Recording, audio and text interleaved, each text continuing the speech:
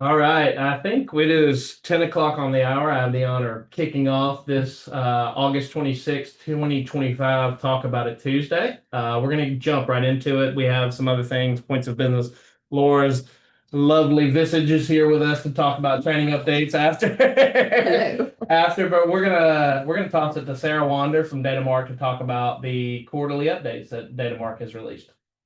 Sarah, do you have a screen share that you want to do? If so, I I will stop. do. Yeah, thank you. Let me, yes. Let's see if I can remember how to do this now. All right. All right. Can you see my screen okay? We can. Great. All right. Let me go back to stop my video so it doesn't distract me. All right. Well, thanks everybody for having me again. Going to talk about our last VEP quarterly release, which took place on, oops, go back. It took place on July 15th, so about a month or so ago. Again, you'll notice this is our second quarterly release of the year. You'll notice our releases have a little bit less content than they normally do, and that's because we're still working on our code modernization project. That's a year-long project. We are rebuilding our web map and all of the widgets therein to meet Esri's new JavaScript code. So we're modernizing all of that. Ton of work for our developers. They're rewriting all of the code for all of the widgets you use in the map. So you'll most likely be seeing that come out around the end of the year. And before that, hopefully I can have some time to show it to you and talk through it and maybe even get some feedback along the way. So this release, we did a lot of validation work. We added, first off, some new provisioning boundary attribute checks. You'll see these new validation IDs, which are checking for attribution in the provisioning boundary. So we're checking for a discrepancy agency ID field being filled in, a date update field being filled in, and a PB NGU ID field being filled in. I don't know why my presentation is auto changing slides. See if I can stop that. Okay. Also, we added some new validations that are checking in the address points and the road center lines if the address point has an in-community and an unincorporated community field that's blank or null. Sorry, let me see if I can stop this timed switching of my slideshow here. That's annoying. Just pull it up right here. So what we're doing is we are checking for a blank or null value in both of those fields and flagging them in both the address points and the road center lines. So if your in community left and unincorporated community left fields are blank, both blank or null, you'll have this new validation. Same with the left side and same with the address points. Another thing we did is we split up our AP and RCL not contained within boundary validations separately for every single boundary. So you will now see a different validation for address point is not contained within or road centerline is not contained within every specific boundary. What this does is if you want to mark exceptions, so say you have a road centerline or an address point that it's been flagged, it's not contained in your EMS boundary, and you know that and you're okay with it, but it should be contained in your fire boundary, and that's also flagged. You can remediate, you can add an exception for one of those issues and fix the other one. Previously, everything was lumped together into one validation. So if you had differentiation between what boundaries it should and shouldn't be contained in, you couldn't mark exceptions against that.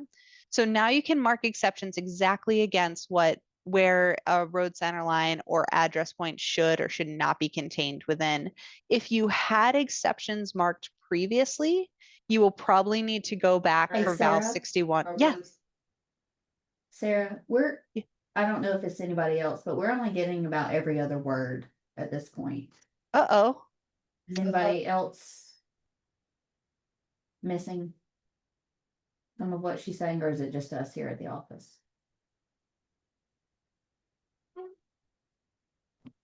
I'm not having trouble hearing anything. Okay, maybe it's just us. Okay. Carry on. Oh, sorry about that. Okay. So, yeah, Val 61, if you had anything marked for that, you may need to go back after this release and rework your exceptions because they're all broken out now into different validations. Does anyone have any questions about that? No? All right, move on.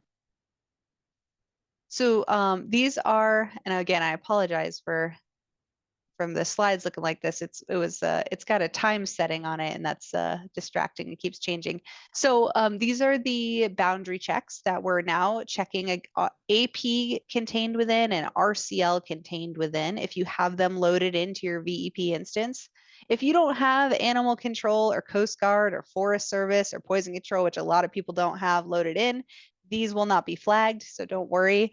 If you do have them loaded in, what this validation is doing is it's looking at all of your address points and all of your road center lines and making sure they fall within these boundaries. If they don't, it's going to let you know. It's going to say, hey, you've got an address point that is outside of your law boundary, or you've got a road center line that is outside of your fire boundary. And it's going to mark those all separately now.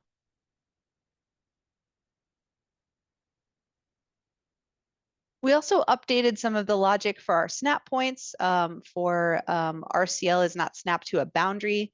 So you may see a little bit of variation there in your results and your snap points, just trying to continue to enhance the logic so it gives you the best results possible. All right, let's talk about some bug fixes. We updated an error message. So if you upload data into VEP and you've got a field where the length exceeds what VEP schema allows, the error message now will give you exactly that. It'll say, hey, your to from field or your street post directional field exceeds the length. You have data that exceeds what's allowed in VEP. So you can know how to fix your data and re-upload again. We also made a update. So if you are doing some status approvals in the admin widget, say you've got over 50,000 records, we've made some updates so it won't stall on you. You don't have to refresh your page. We also did some validation bug fixes. So made sure the road centerline external NGUID is populated in your fishbone markup so you know what road centerline corresponds with your fishbones. We also made some various fixes to our upload pre-check validations, got in there, saw some things that could be improved, and made some logic updates there. Before I talk about what's coming up, are there any questions about what I just went over that was part of the release? All right. So here's what's coming up. Again, as I mentioned, we are continuing to modernize the code base for our web map and all of the widgets. This is a screenshot of what it looks like now. It's going to look a little bit more modern. It's going to feel a little bit more modern, hopefully be a bit faster. That should hopefully be out by the end of the year. We're also working on our location platform enhancements. So location platform is really new to DATAMARK technologies. We now offer an integration with core services. So you can, especially if you have DDTI as your core service provider, your data can be sent automatically to that core service provider, provisioned, any critical checks returned within VEP. Your, LVF discrepancies can be viewable and soon editable inside of VEP. So if you're interested in location platform, I will send out this PowerPoint. Feel free to check out that website and that link to learn more about it. Also, coming up, we are making some really big updates to the 98% NINA compliance report. This is going to be renamed Legacy Synchronization Report. We're updating some formulas. We're updating some columns. We're giving you the ability to factor in exceptions. So if you've got exceptions marked, those will be factored into those percentages. We also have a new check for PNE records in your ALI data set, and that will also be factored into the report results. So a lot of new stuff coming for the 98% report. I worked a lot with our project management office and our client success managers to figure out what everyone was asking for to continue to make this report a lot better and the math behind it more robust and more meaningful to create better results for you. We've also got some new validations coming in Q3. We have a check for your NINA NGU IDs to make sure they are unique before you go to provision your data. So it's going to look at address points, road center lines, PSAP, EMS, fire, law, provisioning boundary. It's going to look at that NINA NGU ID field and make sure there are no duplicates in that and let you know if there are. We've also got some more validation attribute checks to help with legacy synchronization efforts. So we're going to take the road center line and the address point layer. We're going to make sure the attribution for your MSAG community, ESN, and legacy street name fields are filled in. This is going to flag if they are blank, null, or empty.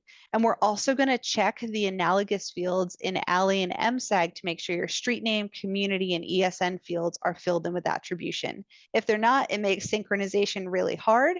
And so we're going to be pointing those out to you now and after Q3. Also just wanted to point out that ArcGIS Pro, our validation template, has been updated. You can find that in the support center. I would recommend you download that and use that to look at your anomalies. We're still working on our cross-jurisdiction template and our ArcMap templates, but those will be coming soon. We've had a lot of validation updates since the last time we updated this template, so please check it out. This was a request. I don't know if Scott's on the call, but Scott, thanks for bringing this to our attention.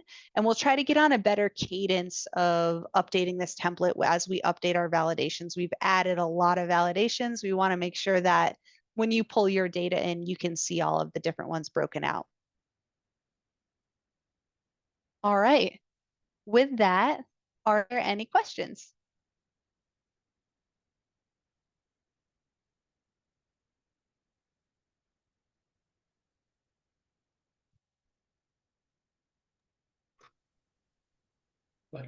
Sarah, I don't see any questions in our chat. Okay.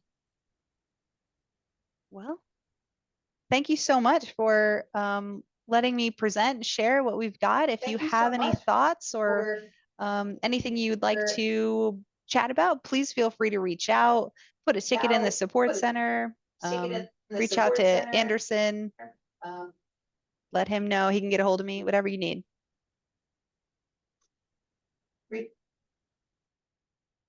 Chat to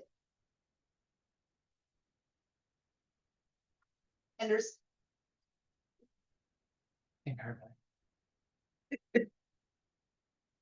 All right, we're still having some lag issues here, but I caught everything that you said. We will definitely, if Anderson receives any questions, he will pass them along appropriately or have further conversations. Absolutely. Thank you, Sarah. I appreciate it. That You sounds only great. heard about every third word.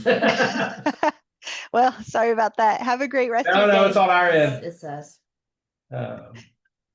Thank you so much, everybody. Thanks for having me.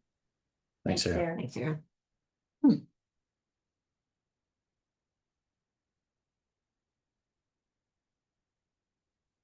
We're going to just review a little bit of our training, but I'm going to throw Anderson in here first because later this week is his VEP training at Hoover City Hall. I know that we've already sent that reminder email out, but would you like to say anything about this training if anybody's not signed up, or maybe do you have a date planned for the future? Yeah, so I'll talk about this one first and then training in the future. We have heard your feedback on the VEP training and have retooled the remaining trainings for VEP over the remainder of the calendar year.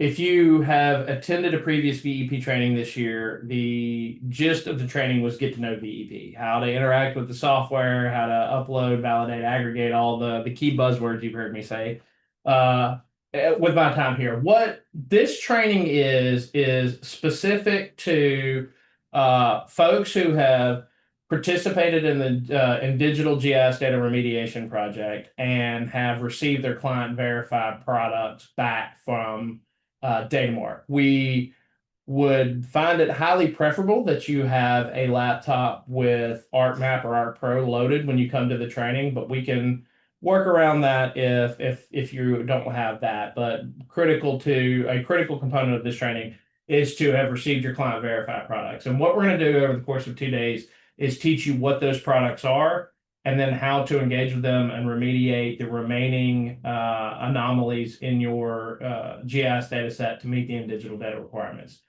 We will be in Hoover on obviously tomorrow, and yeah, Sure is. sure. The end of August.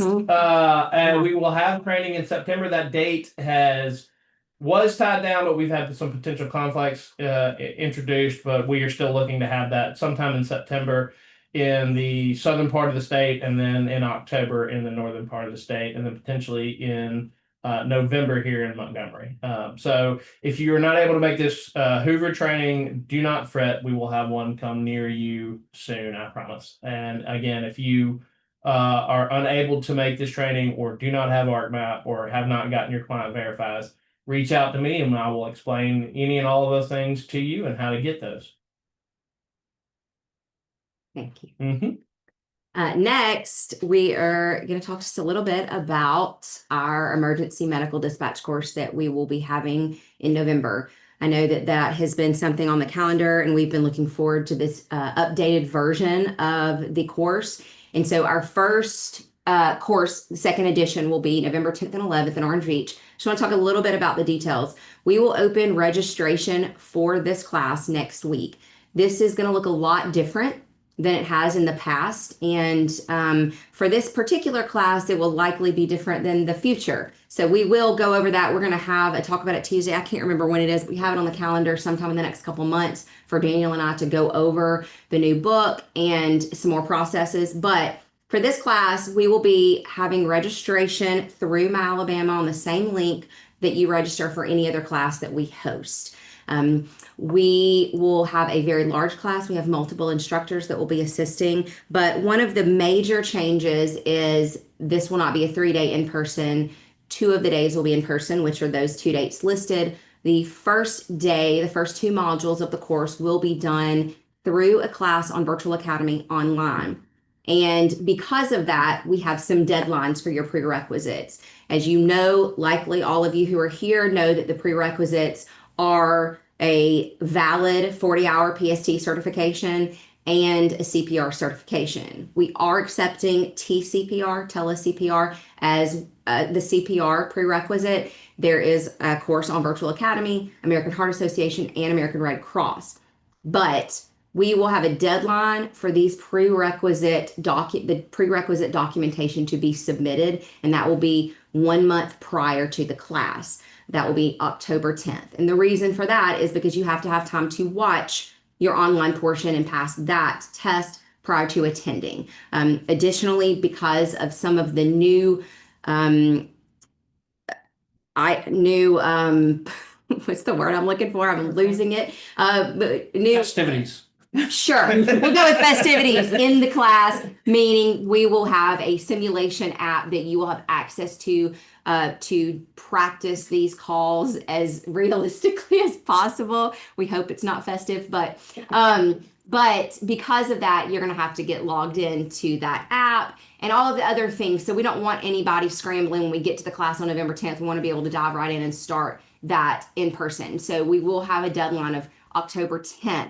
This is to say that if you have people who do not have that 40-hour uploaded to us, you don't have that certificate, you have 1 month before the class to make sure you have those documents sent to us, or you will be removed from the class. Simple enough. So that we've talked about the online, that will be through Virtual Academy, and then the 2 days in person. We will release the link to register next week. Of course, we will put that on our website, on the app, on social media, and all of the places, newsletter, all the places where we advertise and share things. I would implore you to share that with your neighbors, especially if you know people who are in need of EMD training. So if you don't mind going to the next slide, please. That just segues right in here to our next in-person PST certification course that we are offering.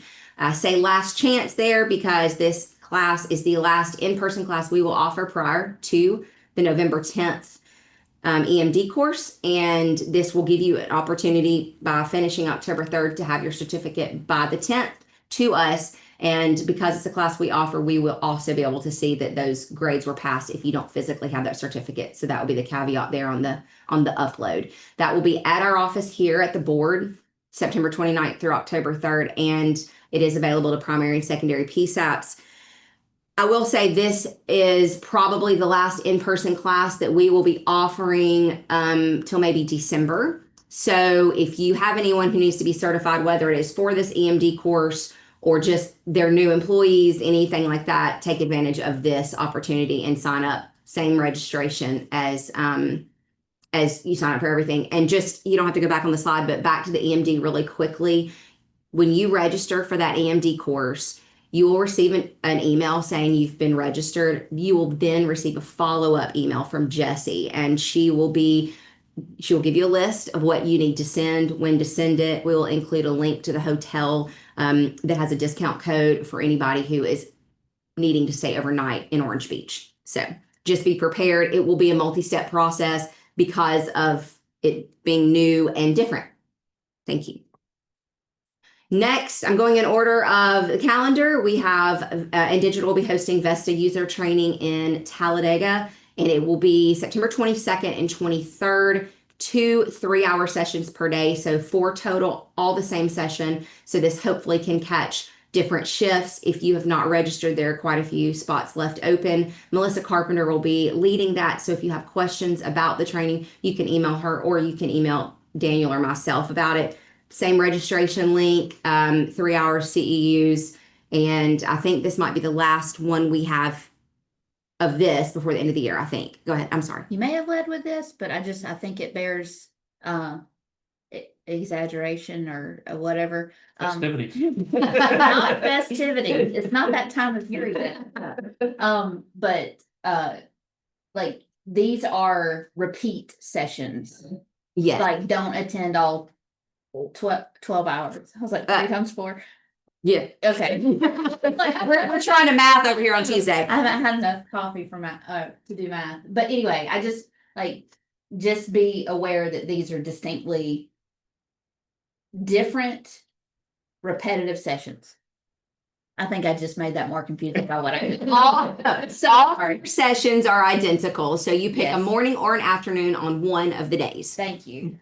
Maybe that got it. So watching this, there is a point of clarity there. I thought it was just 2 sessions, one 9 to 12 on the 22nd, but there are 2 sessions each day on the 22nd and 23rd. Right, 2 3-hour sessions per day. I Word. think we're trying to be clear on that, but in some of these,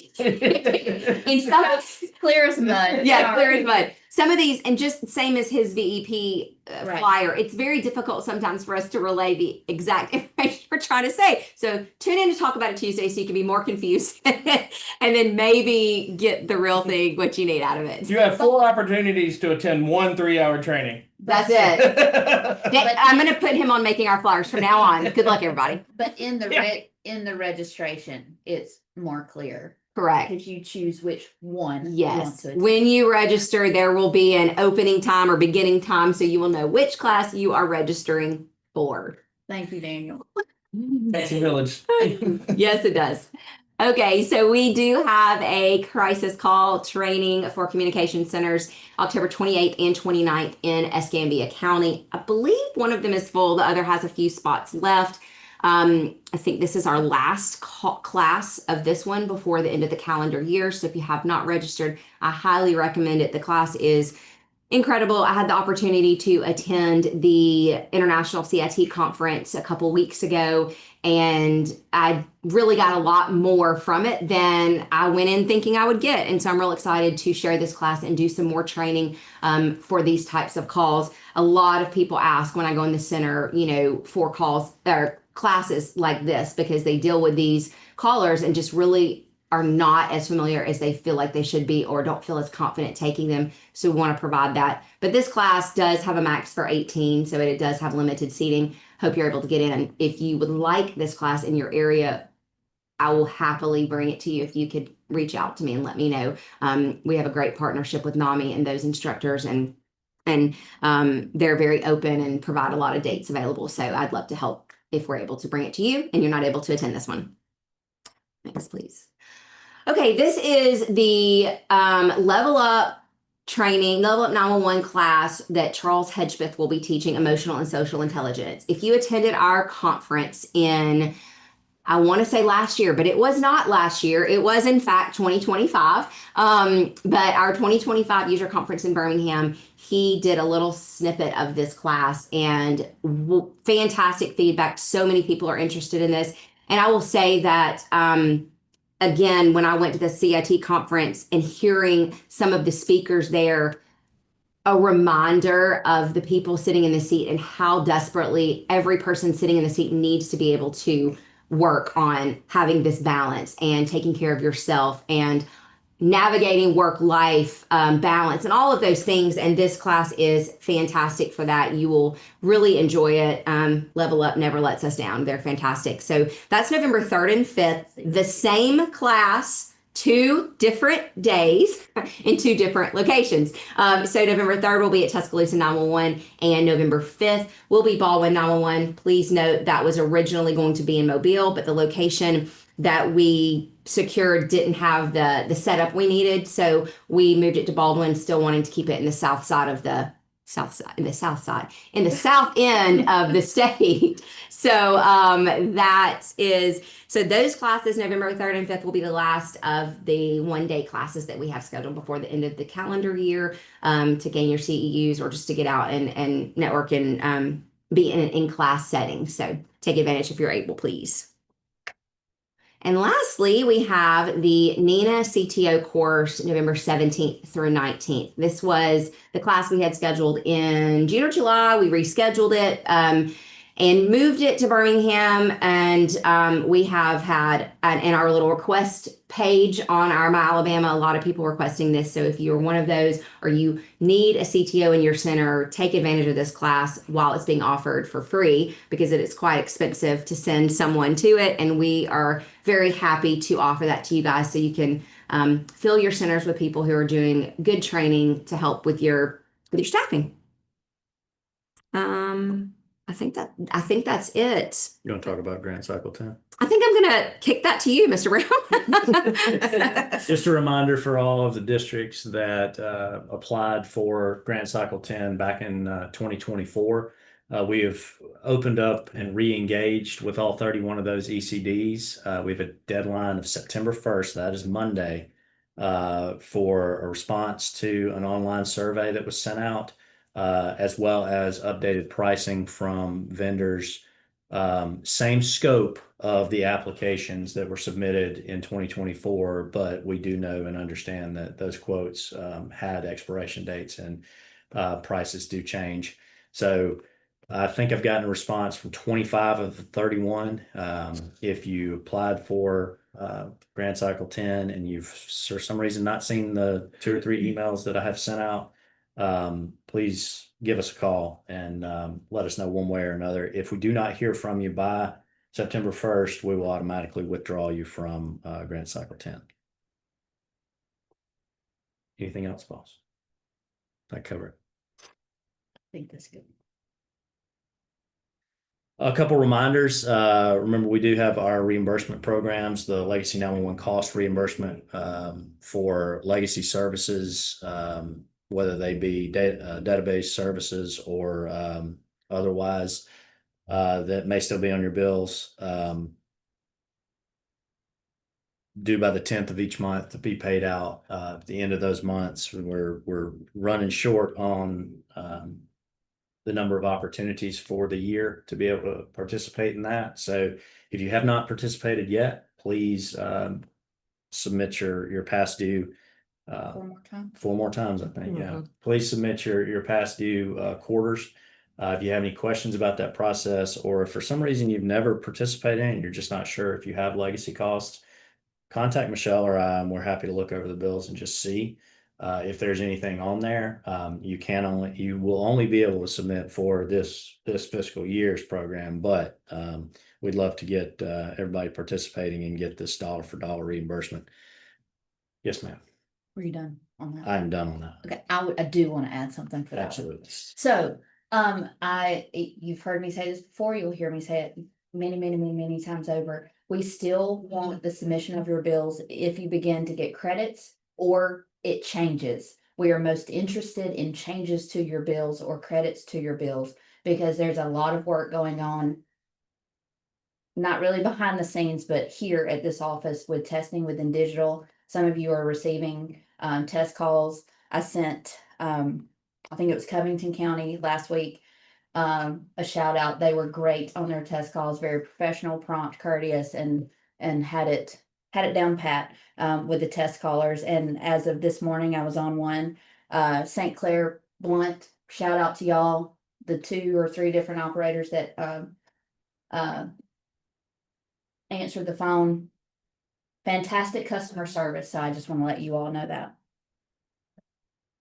If you have Brightspeed bills, still, Lee and I have been working with them for quite some time now. We believe we are close, like can almost touch it We've to done this resolution. before, Yeah, but we feel like we're closer. we feel like than we've ever closer been. than we've ever been.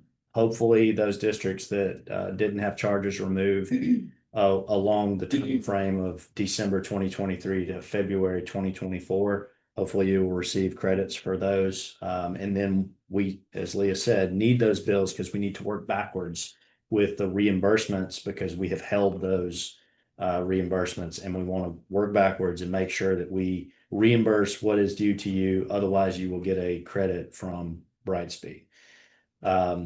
The other reimbursement program, the PST certification reimbursement, that is also open, due by the 10th of the month to be paid out at the end of that month. The caveat to that, if you are a PSAP that is not a district, being that we do not have a financial relationship with you previously, we do have a couple extra steps as far as getting you set up for ACH because that is the only way we are able to provide reimbursement.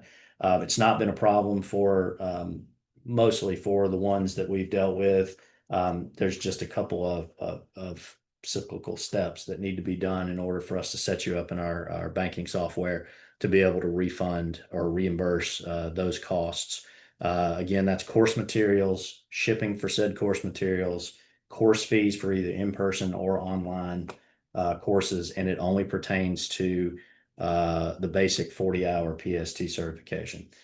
If you have any questions about that, please reach out to myself or Daniel or Laura, and they'll just forward your email to me. Answer any questions about that. I'm just kidding.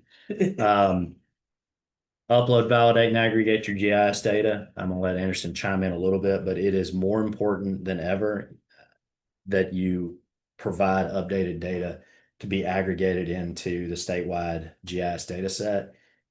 We are testing with that data. We are working towards what is the next iteration, particularly with our FCC report in order and all of those things. And we need the most accurate, most up-to-date GIS and location data for your districts to make sure that all of those systems are being exercised properly and accurately.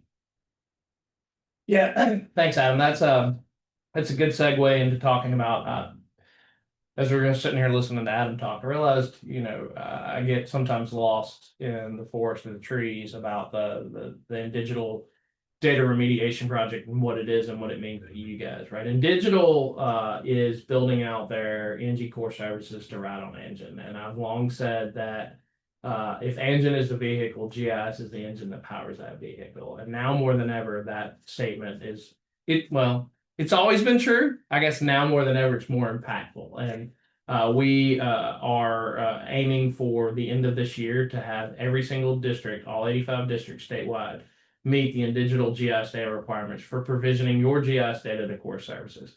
How does that happen? Through the upload, validate, and aggregate process. Tying it back into the client verify.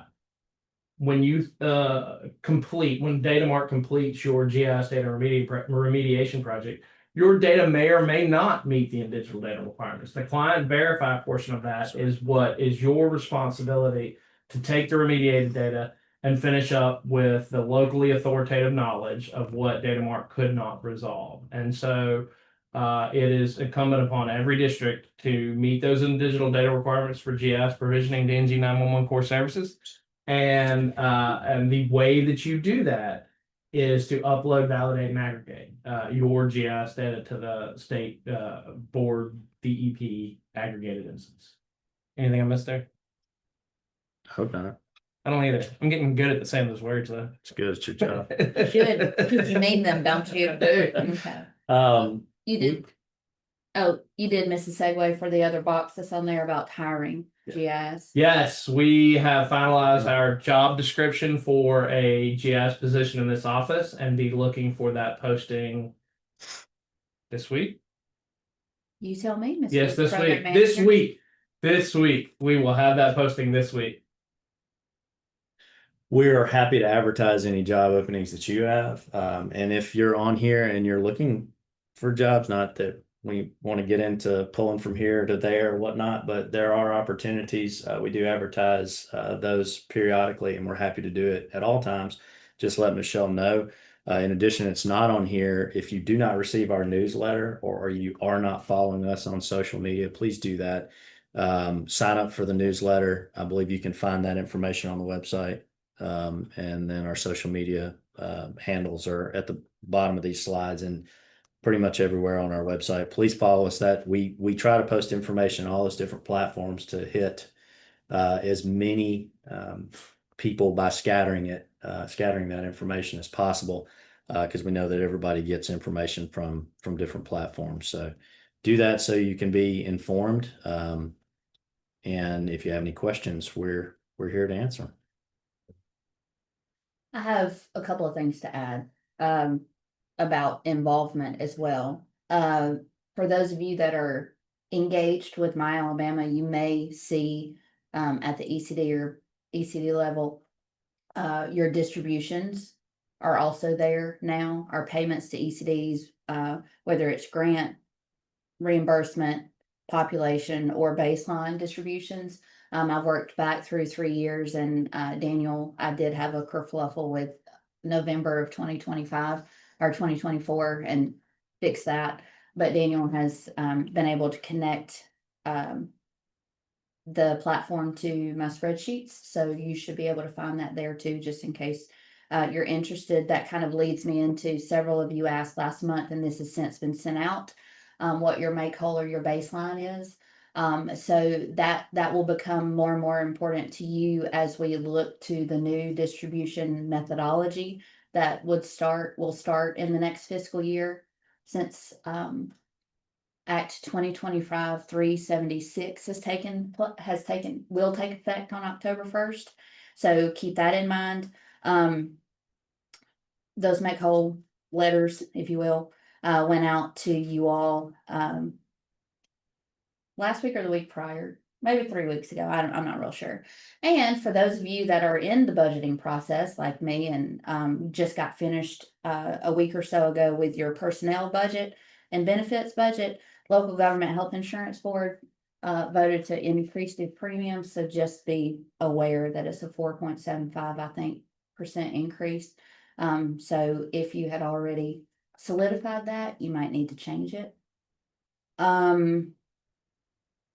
And I think that's all I have. Okay. I'd like to say one thing about the newsletter is the service that we use for that will show when the newsletter is not delivered, and that's increasing as a lot of you go to better cybersecurity. That's So included. yeah, so if The zero trust environment is catching a lot A of lot of stuff that stuff. we usually receive. So if you don't hear back from us, I'm interrupting you. But if you don't hear back from us and you think you should, reach out, please. yes, give us a call. But if you were receiving the newsletter and stopped receiving the newsletter, just go ahead and maybe check with your IT department, see if they're caught up in some kind of spam filter or phishing filter. And then if you're still not receiving them or they can't find them, just give me a call, shoot me an email, and I'll look at them. I try to email those that get caught up in that our service shows weren't delivered, that I know should be delivered. But on this last one, there's like 30 of them. And so that's tedious for me. So just be aware, if you stop receiving it, just let me know and we'll see what we can do for you. Any questions, anybody?